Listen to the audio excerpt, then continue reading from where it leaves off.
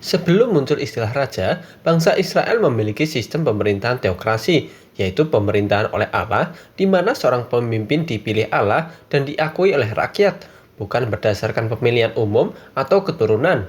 Sehingga muncullah nama pemimpin besar Israel seperti Musa dan Yosua. Setelah itu, pemimpin bangsa Israel disebut sebagai hakim. Hakim selain berfungsi sebagai pemimpin, juga berfungsi sebagai pengadil dan mengambil keputusan. Seringkali, para hakim diangkat menjadi pemimpin karena kemampuan memimpin pasukan untuk berperang melawan musuh. Barulah, raja pertama muncul karena desakan rakyat yang takut pada ancaman musuh, sehingga Saul diangkat menjadi raja pertama, sekaligus memimpin peperangan dan memimpin agama.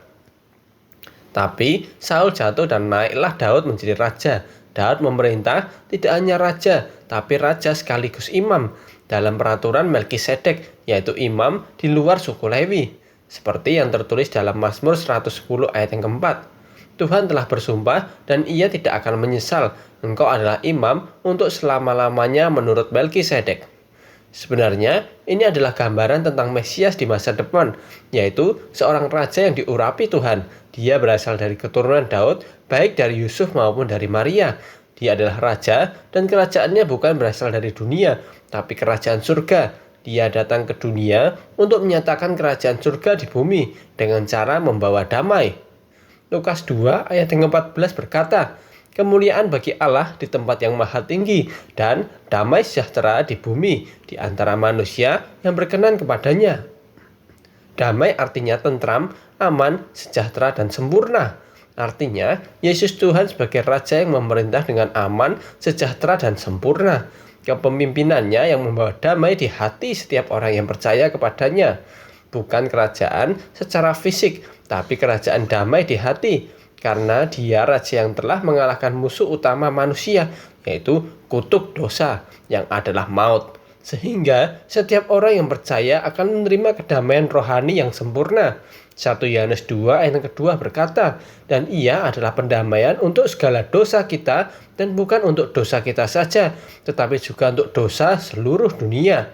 Kedatangannya yang pertama ini menyingkapkan rahasia-rahasia kerajaan Allah, sehingga setiap orang yang menerima Tuhan Yesus akan diperdamaikan dengan Allah, dan orang-orang yang telah diperdamaikan inilah warga kerajaan surga, dengan Yesus sebagai Raja yang memerintah. Matius 5 ayat yang ke-9 berkata, berbahagialah orang yang membawa damai, karena mereka akan disebut anak-anak Allah.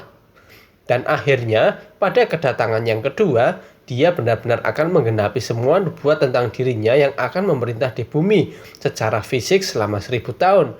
Dan kita orang percaya akan ikut memerintah bersama dia dalam kerajaan damai. Setelah itu, barulah kita masuk ke dalam kekekalan di Yerusalem baru, langit baru, dan bumi baru. Dengan Yesus Kristus sebagai Raja Damai.